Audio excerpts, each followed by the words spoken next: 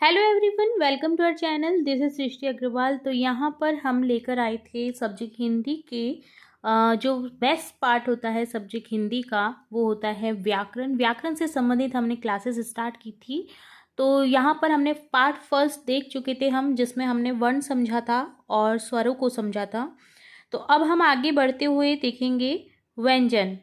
ठीक है, तो स्टार्ट करेंगे। ये पार्ट सेकंड है, नोट कर लीजिए। पार्ट सेकंड है, ये पार्ट फर्स्ट हम देख चुके हैं। अगर किसी भी कारणवश आपने पार्ट फर्स्ट नहीं देखा है, जो कि बहुत इंपॉर्टेंट है, तो आप अभी जाकर के हमारी प्लेलिस्ट से चेकआउट कर सकते हैं। यहाँ पर हम देखेंगे व्यंजन। तो चलिए सबसे पहले देखेंगे व्यंजन की परिभाषा। वे वर्ण जिनका उच्चारण स्वतंत्र रूप से ना होकर स्वरों की सहायता से होता है। वे वर्ण जिनका उच्चारण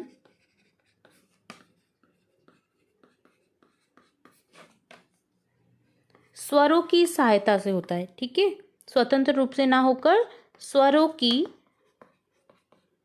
सहायता से होता है, वे कहलाते हैं व्यंजन। व्यंजन वर्ण कहलाते हैं। ठीक है, तो व्यंजन की आपको परिभाषा समझ आ चुकी होगी। वे वर्ण जिनका उच्चारण स्वतंत्र रूप से ना होकर, यहाँ पर आप स्वतंत्र रूप से लिख सकते हैं इसे, ना होकर स्वरों की सहायता से। नोट करिएगा, स्वरों में वो अपने आप में स्वतंत्र रहते हैं, स्वरों का कोई भी डिवाइडेशन नहीं होता है। बट जब हम व्यंजन की बात करते हैं तो यहाँ पर मैं आपको बता दूं कि इनका उच्चारण स्वरों की सहायता से होता है, वे कहलाते हैं व्यंजन वर्ण। तो अब आपको परिभाषा अच्छे से समझ आ गई होगी। वे वर्ण जिनका उच्चारण स्वतंत्र रूप से ना होकर स्वरों की सहायता से होता है, व्यंजन वर्ण कहलाते हैं। आप ये परिभाषा नोट कर सकते हैं। अब ये संख्या में होते हैं। संख्या में कितने होते हैं?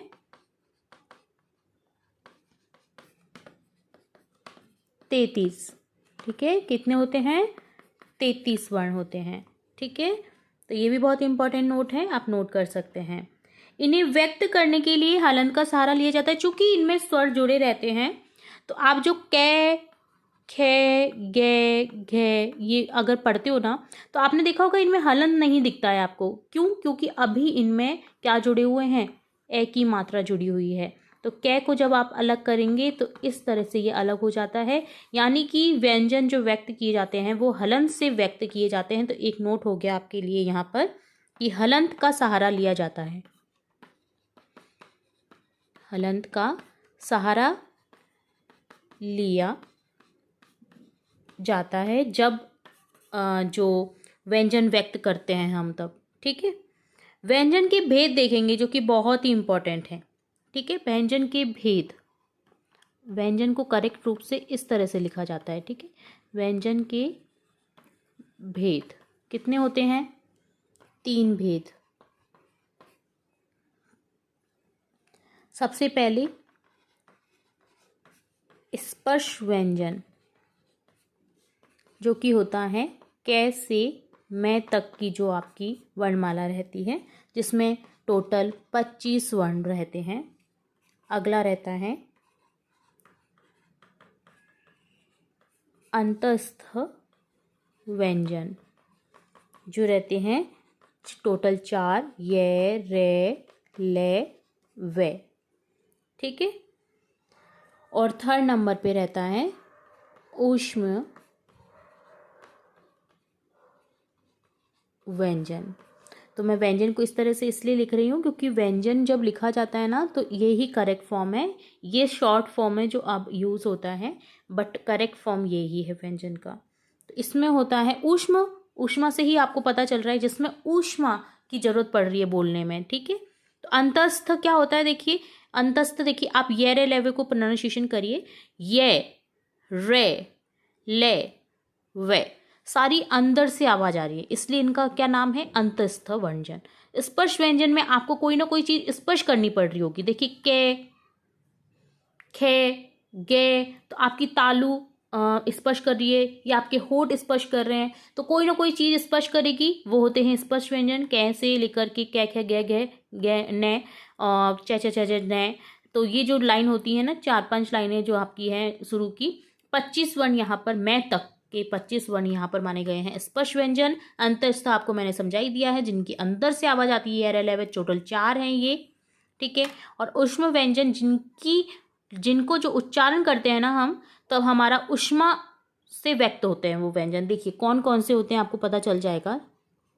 श, श, से, है, चारों में ही क्या हो रही है, ऊष्मा व्यक्त हो रही है। बहुत इंपॉर्टेंट क्वेश्चन है ये, टेट 2011 में भी आया था, जो कंपटीशन लेवल की एग्ज़ाम होती है, और आपके लिए भी बहुत इंपॉर्टेंट है। अगर आप किसी भी लेवल की तैयारी कर रहे हैं, सभी के लिए इम्पॉर्टेंट है। ये क्लासेस जो हैं हमारी, ये सभी के लिए इम्पॉर्टेंट होने वाली हैं। कक्षा 1 से लेकर के आप आगे जब भी किसी चीज़ की प्रिपरेशन कर रहे होंगे ना, तो ये सब चीज़ें आपको बेसिक पता ही होना चाहिए, ताकि आपके हिंदी के मार्क्स जो हैं वो कम्प्लीटली हो सके, कटे नहीं।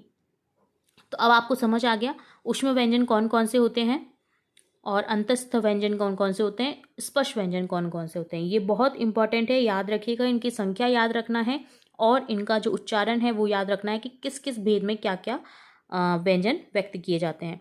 अब सबसे पहले हम बात करेंगे यहाँ पर स्पर्श व्यंजन की। तीनों भेदों को हम डिटेल में पढ़ेंगे। तो यहाँ पर सबसे पहले हम बात करेंगे स्पर्श व्यंजन की, ठीक है। तो ये जो आपकी क्लास हो रही है ना, ये बहुत इम्पॉर्टेंट है। अगर आप इसको नोट करना चाहें तो नोट भी कर सकते हैं, और अगर आपको राइटिंग समझ नहीं आ रही है, ऑब्वियसली मैंने फटाफट से पढ़ाया है इसे, तो आपको मैं नोट्स भी प्रोवाइड करा दूंगी इन सब चीज़ों के। आप बस कमेंट बॉक्स में कमेंट करके लिख सकते हैं, तो मैं आपको मेल के थ्रू अपनी मेल आईडी भेज दीजिएगा, और मैं मेल के थ्रू आपको इनके नोट्स प्रोवाइड करा दूंगी, ठीक है, सुंदर सुंदर हैंड राइटिंग के। तो आप अगर इसका स्क्रीनशॉट लेना चाहते हैं तो आप ले सकते हैं, क्योंकि अब हम स्पर्श व्यंजन को स्टार्ट करने जा रहे हैं, ठीक है। चलिए, तो यहाँ पर हम बात करेंगे सबसे पहले स्पर्श व्यंजन, ठीक है। तो देखिए, स्पर्श का शाब्दिक अर्थ होता है छूना, यानी मैंने आपको पहले ही बताया है, कोई ना कोई चीज़ आप जब बोलेंगे ना इन व्यंजनों को, तो कोई ना कोई आपकी मुंह की चीज़ें जो हैं, आपकी तालू है, आपकी जीभ है, आपके होठ है, आपके दांत हैं, तो कोई ना कोई चीज़ स्पर्श करेगी इनको बोलते हुए, ठीक है। वे वर्ण जिनका उच्चारण करते समय मुख के कोई दो भाग आपस में एक दूसरे को स्पर्श करते हैं, मुख के कोई दो भाग स्पर्श करते हैं,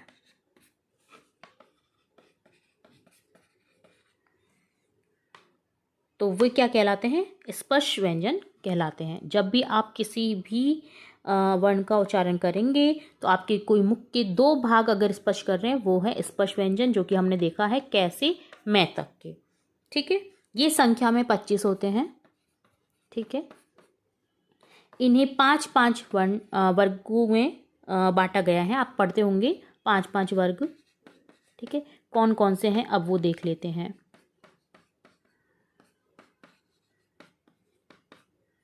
ठीक है, तो यहाँ पर कौन कौन से हैं। सबसे पहले कै वर्ग है,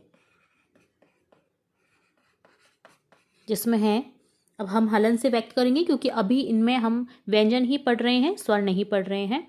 तो देखिए, कै खे गे घे ने, सब में हलंत आएगा, ठीक है। यह है कै वर्ग। अब चै वर्ग देखेंगे,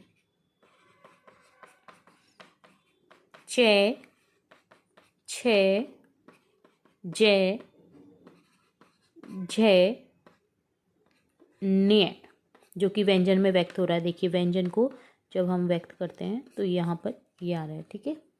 तो ये हो गया आपका चय वर्ग। अब है टे वर्ग। तो इससे आपको 12 खड़ी भी याद हो जाएगी। 12 खड़ी में हलन नहीं लगाना होता है, ये ध्यान रखिएगा, ठीक है। टे, ठे, डे, ढे, ने। अगला है ते वर्ग। ते, थे, दे, धे, ने। अगला है पेवर, पे, फे, बे, भे और मैं। वर्ण याद हो गए आपको कौन कौन से कैसे मैं तक? कै खे गे घे चे, चे छे झे झे झे ने, टे ठे दे दे धे ने, ते थे दे धे ने, पे फे बे भे मैं। कैसे लेकर के माँ तक के हमारे टोटल 25 वर्ण हैं। 5-5 वर्ण हैं, 25 हो गए टोटल मिलाकर के। अब देखिए इनका यूज़, देखिए वर्तनी के अनुसार जब शुद्धिकरण में होता है ना, जब क्वेश्चन आता है वर्तनी के अनुसार शुद्ध करिए, तो आप इनका यूज़ देखेंगे उनके अंदर, नहीं तो हम बिंदी का ही यूज़ देखते हैं ज़्यादातर, तो इनका यूज़ आता है। ठीक है, वहाँ पर बिंदी नहीं लगाई जाती है, ये ध्यान रखना है। जैसे अब आपको बोल दिया जाए कि संजय लिखिए, तो हमें देखिए संजय ऐसे ही मिल जाता है, लिखा हुआ मिलता है ना, बट ये करेक्ट नहीं है वर्तनी के अनुसार। ठीक है, वर्तनी के अनुसार संजय कौन सा सही होगा? ये वाला, क्योंकि चे छे जय जय नय में ये आ रहा है वर्ण, तो इसके आगे इसी का जो पंक्ति का नय है लास्ट वाला, वो ही यूज आएगा, तो ये है संजय। इसी तरह से संतोष, अब संतोष को हम इस तरह से देखते हैं, बट संतोष में देखिए तय आ रहा है, तय वर्ग में कौन सा नय आना चाहिए? तो देखिए इस तरह से लिखा जाएगा संतोष। तो अब आपको पता चल गया, जब भी आपको बिंदी दिखे ना, तो आप इसका प्रोनाउंसिएशन करके देख लीजिए, उस वर्ग का जो लास्ट वर्ण है ना वो आगे लगा लीजिए, आपका कंप्लीट हो जाएगा ये वर्ड, और शुद्धिकरण के अकॉर्डिंग भी सही हो जाएगा। जैसे देखिए पंडित, पंडित आपको ऐसे ही मिलता होगा ना, बट डे है तो यहाँ पर ये वाला नय आ जाएगा, तो इस वाले नय को इस तरह से लिखते हैं। ठीक है, ये वाला नय आ जाएगा, तो इस तरह से लिखेंगे। अगला देखिए पंकज, अब देखिए कै वर्ग वाला है ये, तो यहाँ पर पंकज को इस तरह से लिखेंगे। ठीक है, पंकज, तो यहाँ पर ये वाला नया आ गया। इसी तरह से संधि, तो संधि भी अपने आप में एक अशुद्ध शब्द है, संधि का करेक्ट वर्ड ये होगा, तय थे देने वाला नया आ जाएगा। तो अब आपको पता चल गया कि किस तरह से शुद्धिकरण करना होता है शब्दों को। ठीक है, अब देखिए एक और वर्ड मैं बताऊंगी, बहुत इंपॉर्टेंट वर्ड है पंचांग, जिसे इस तरह से लिखा जाता है, और आप इसी तरह से इसे देखते होंगे, पर यहाँ पर दो यूज आएंगे। देखिए पंचांग, चे वर्ग वाला भी आएगा और कह वर्ग वाला भी आएगा, तो देखिए किस तरह से लिखना है इसे।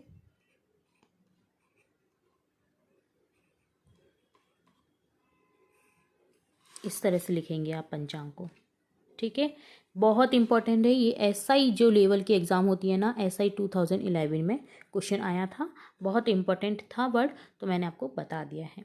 तो ये थे आपके स्पर्श व्यंजन से रिलेट क्वेरीज, और किस तरह से आपको शुद्धिकरण में इन्हें यूज़ करना पड़ सकता है, तो वो भी मैंने बता दिया है कि किस तरह से आप यूज़ कर सकते हैं।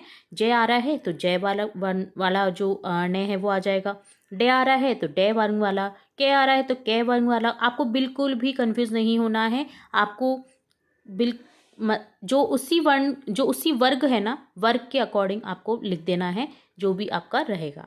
ठीक है, तो समझ आ गया, ये हो गया स्पर्श व्यंजन की बात। अब हम देखेंगे अंतःस्थ व्यंजन। तो अंतःस्थ व्यंजन जिनके उच्चारण में अंदर से आवाज आती है, देखिए अंतःस्थ का शाब्दिक अर्थ होता है अंदर की ओर या मध्य में रहने वाला। ठीक है, अंतःस्थ का मतलब क्या होता है? अंदर की ओर